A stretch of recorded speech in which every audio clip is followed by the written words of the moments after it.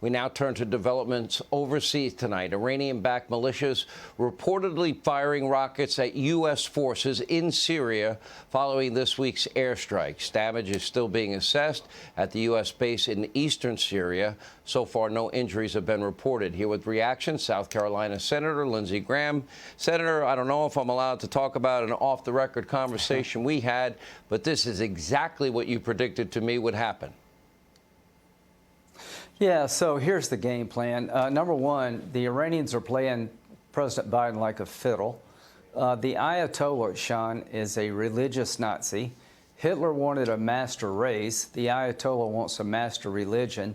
They're trying to drive us out of Syria and Iraq so they can dominate Syria, Iraq, and Iran, the Shia Crescent.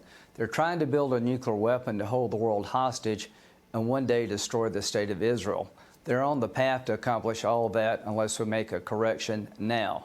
I've never been more worried than I am right now about a war between Iran and Israel. Well, you know, I think the most underreported story was the Chinese, the Russians are now giving weapons to the Iranians so they can fight their proxy war in the rest of the Middle East. Yes. I don't know. Am I the only person on national TV that seems to notice that's a big problem?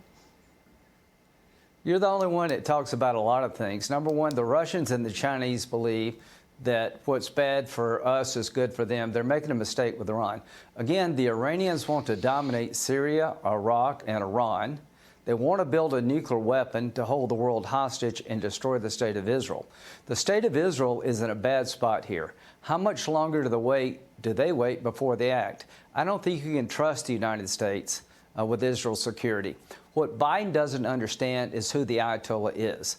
The Ayatollah has a game plan that doesn't include Christians, Jews, or moderate Muslims, Shia or Sunni. So this is the most important event since the 30s. We have a chance to keep Iran on the ropes.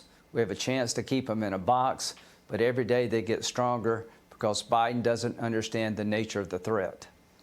You know, if I'm right, and if my observations and the observations now of many people are correct, that Joe seems out of it on a regular basis, does raise questions about, you know, how strong he is and how capable he is of even understanding it. Then it raises questions about who's making the decisions. I would imagine that these hostile regimes, from Russia to China to North Korea to the Iranian mullahs to radical Islamic terrorist groups, they probably are feeling somewhat emboldened now. Is that a wrong observation? Oh, my God. Well, we're cutting our military's budget. Biden's budget increased non-defense spending by 17%, defense spending less than inflation. We're withdrawing from Afghanistan, where we had a few thousand troops to keep al-Qaeda and ISIS at bay. But here's my message to your viewers tonight. The Iranian regime are religious Nazis. They would kill all the Jews if they could.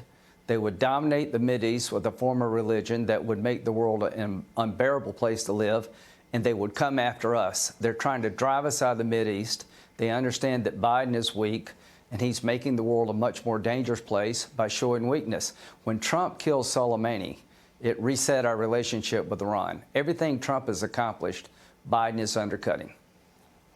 Pretty scary scenario. Senator, thank you for keeping us updated. We appreciate it. Hey, Sean Hannity here. Hey, click here to subscribe to Fox News YouTube page and catch our hottest interviews and most compelling analysis. You will not get it anywhere else.